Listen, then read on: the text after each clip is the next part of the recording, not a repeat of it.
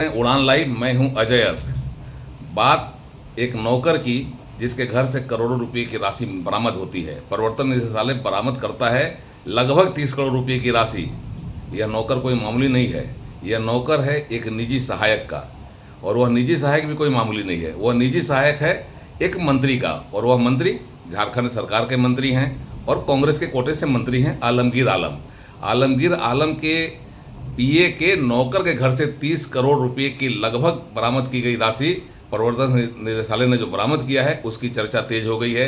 विपक्षी इस पर चुटकी भी लेते हैं और बताते हैं कि जब एक नौकर के घर से इतने रुपए बरामद हो सकते हैं तो अगर जांच की जाए तो बड़े बड़े हाकिमों के घर से क्या क्या बरामद होगा। आज बाबूलाल मरांडी ने इसी पर चुटकी ली, सम्राट चौधरी जो बिहार के उप मुख्यमंत्री हैं उन्होंने इसी पर चुटकी ली, और कुल मिलाकर यह कहा जा सकता है कि नौकर के घर से बरामद यह रुपया अब धीरे धीरे राजनीति को गरमाने लगा है। लोकसभा चुनाव के पहले प्रवर्तन निदेशालय द्वारा हाथ डालकर बरामद की गई यह राशि खूब चर्चा बटोर रही है। आइए आपको दिखाते हैं पूरी खबर। झारखंड की राजधानी रांची में आज ईडी ने बड़ी कार्रवाई में करोड़ों की नगद राशि बरामद की है, और यह भी बरामदगी एक मंत्री के पीए के नौकर के घर से हुई है। यह नौकर कोई साधारण नौकर नहीं था। करोड़ों में खेलने वाले इस नौकर की कारस्तानी अब राजनीतिज्ञों के लिए मसाला हो गई है।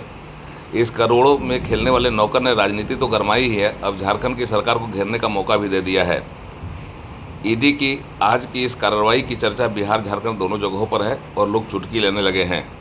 चाहिए कांग्रेस के लोगों से, इंडी गठबंधन के लोगों से कि घर से पैसे कैसे निकल रहे हैं। पहले भी कांग्रेस के नेता के घर से 300 करोड़ रुपया से अधिक राशि प्राप्त हुई, और आज भी अभी जैसा हम लोग समाचार पत्र में देख रहे थे कि 30 करोड़ से अधिक राशि मिल चुकी है। इस राशि का हिसाब देना चाहिए, और आप मंत्री हैं तो आपके घर में कैसे पैसा आ गया। पगड़ी का कि जिस दिन ये आए हैं आप ही हमसे चर्चा कर रहे हैं। मैं सवेरे से टीवी देख रहा हूँ, ये क्या आलम चल रहा है। मैंने कहा कि आलम जी का ही आलम है यहाँ पर जो आपको दिखाई दे रहा है। कोई मॉर्निंग से इस राज्य को और इस राज्य के ऊपर अगर दूर से लोगों को ये लगता है कि कोई साजिश है तो साजिश को खुद से पता चेक कर लीजिए।